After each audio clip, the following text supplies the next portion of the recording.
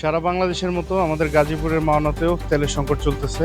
আমি এখন বর্তমানে আছি জৈনাবাজার আহমদিয়া ফিলিং স্টেশনে পাম্পে। এখন বাজে রাত ৩টা। এখন আমরা আসছি এখানে অকটেন এবং পেট্রোল সংগ্রহ করার জন্য।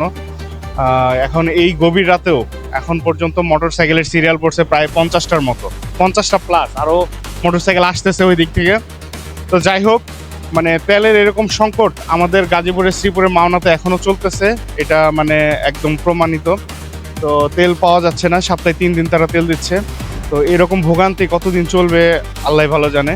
তো আমরা কিছু যারা আগে এখানে আসছে তাদের মতামত শুনবো যে তারা কীরকম তেল পাচ্ছে, কী কী তাদের অভিজ্ঞতা বা কতক্ষণ ধরে দাঁড়িয়ে আছে।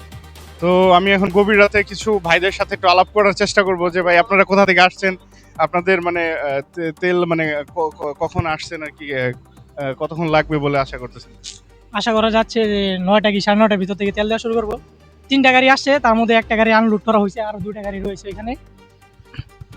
দেখা যাক কখন। মোহাম্মদ ইব্রাহিম। কোথা থেকে আসছেন ভাই? গাজীপুর থেকে আসছে, বাঁশবাড়ি। বাঁশবাড়ি থেকে।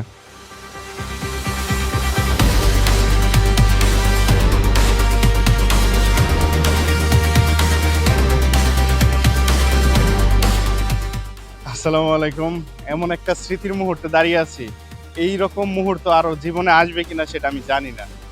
এখন রাত বাজে 3টা, আমি আর খন্দকার ইফতেখায়ে এই ডিজিটাল যুগে অকটেন এবং পেট্রোলের যুগে আছে। এখন আছে 2026 সাল, আজকে হচ্ছে মের 2 তারিখ।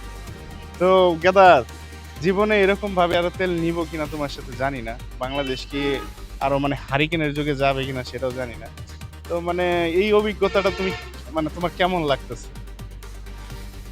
আসসালামু আলাইকুম। আমার কাছে অভিজ্ঞতা বলতে আসলে প্রত্যেক জিনিসের তার মূলের দিকে ফিরে যাবে। এটা আমরা যে যতই উন্নতি হই না কেন, প্রত্যেক জিনিসটার মূলের দিকে ফিরে যাবে। আমার মনে হচ্ছে কিছুটা এরকমই হচ্ছে।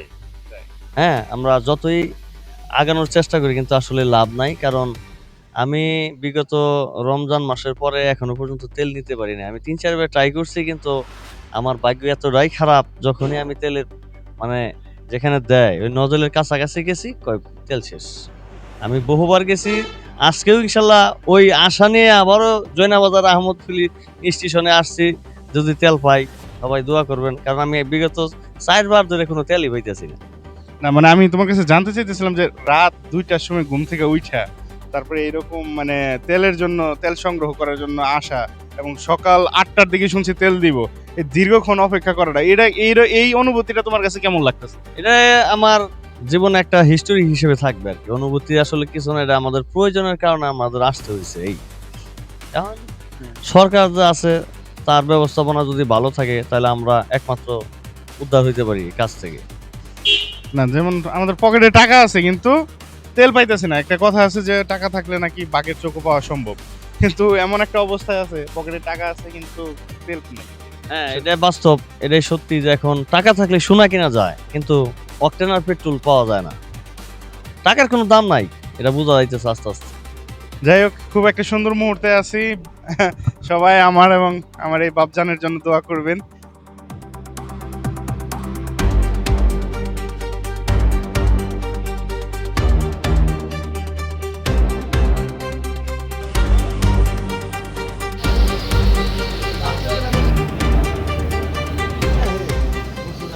ও সকাল, এই মুহূর্তে আছি জয়নাবাজার আহমদিয়া পাম্প। রাতের পরে দিন হলো, হোন্ডার সংখ্যাও বাড়ছে, মোটরসাইকেলের সংখ্যাও বাড়ছে।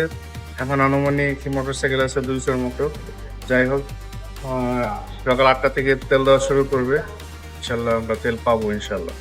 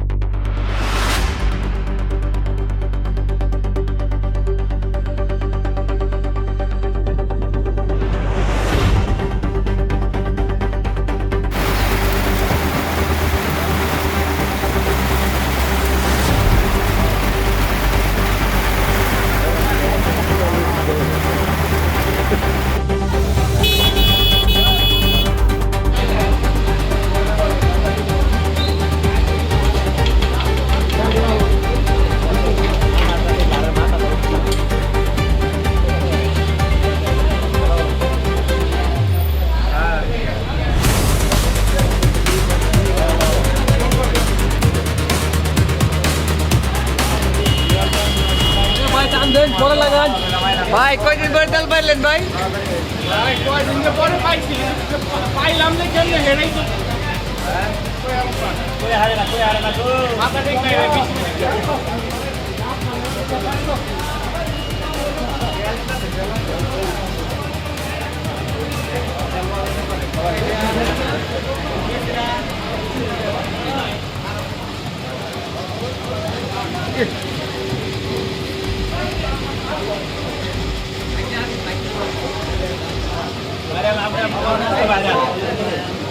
মিনিট